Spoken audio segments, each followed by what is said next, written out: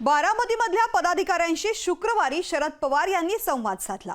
यावेळी त्यांनी गुण असून सुद्धा सुप्रिया सुळेंना कधी मंत्रिपद दिलं नसल्याचं सांगितलं। मुलीला बाजूला ठेवून कार्यकर्त्यांचा विचार केल्याचं पवार यावेळी म्हणाले। या घटनेचा सविस्तर आढावा घेऊयात। पुन्हा करता चाललंय हे, कशा करता चाललंय हे, का अशा प्रकारचं चित्र राज्यामध्ये निर्माण केलं जातं? काय आम्ही कुणाच्या पोटी जन्माला आलो नाही, ही चूक आहे आमची।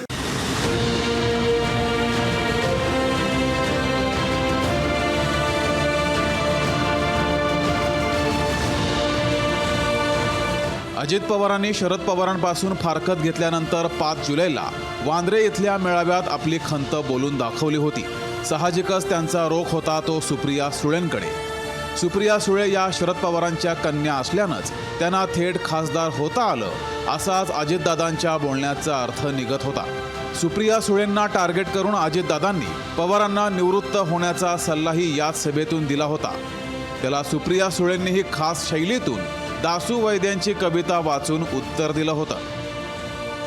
श्रमलेल्या बापासाठी,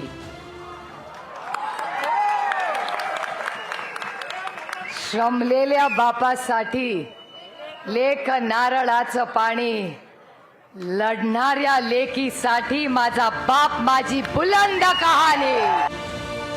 आज 6 महिन्यांनी शरद पवारांनी हाच धागा पकडून आपली कन्या सुप्रियावर आपण कसा अन्याय केला याचा पाढा वाचून दाखवलाय।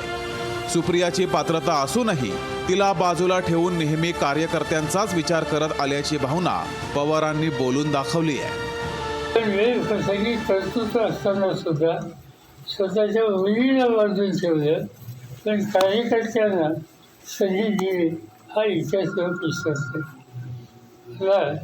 आज हिंदुस्थान पाजळलेले 8 वेळेला उत्कृष्ट संसद सचिव म्हणून कुणाला बक्षीस मिळालं?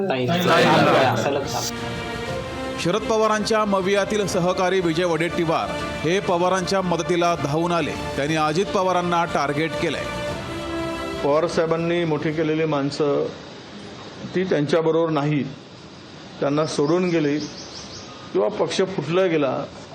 ते जिवंत असताना बाळासाहेब वर गेल्यानंतर बाळासाहेबांचा मृत्यू झाल्यानंतर पक्ष फुटला, पण पवारसाहेब इथे हात असताना सुद्धा ज्या ज्या माणसाला त्यांनी सर्व गोष्टींनी मोठं केलं ते सोडून गेले, त्याचं शल्य नक्कीच माणसाला बोचत असतं।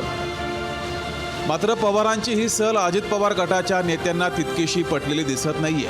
दादांच्या गटाकडून यावर तिखट प्रतिक्रिया समोर आली आहे। त्या संसदपटू आहेत, संसद रत्न आहेत, संसद महारत्न आहेत, त्यांचं हिंदी इंग्रजीवर प्रभुत्व आहे।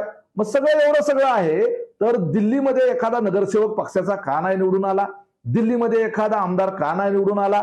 देशाच्या इतर राज्यामध्ये आमचा राष्ट्रीय पक्ष असताना इतर ठिकाणी आमचे आमदार, खासदार, नगरसेवक का नाही निवडून आले? राष्ट्रवादीच्या फुटीनंतर शरद पवार, अजित पवार आणि सुप्रिया सुळे यांचं कौटुंबिक संबंधही ताणले गेल्याच्या चर्चा मधल्या काळात सुरू झाल्या।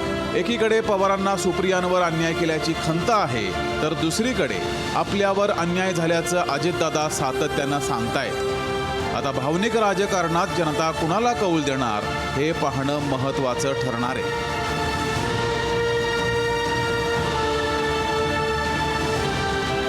ब्युरो रिपोर्ट, लोकशाही मराठी, मुंबई।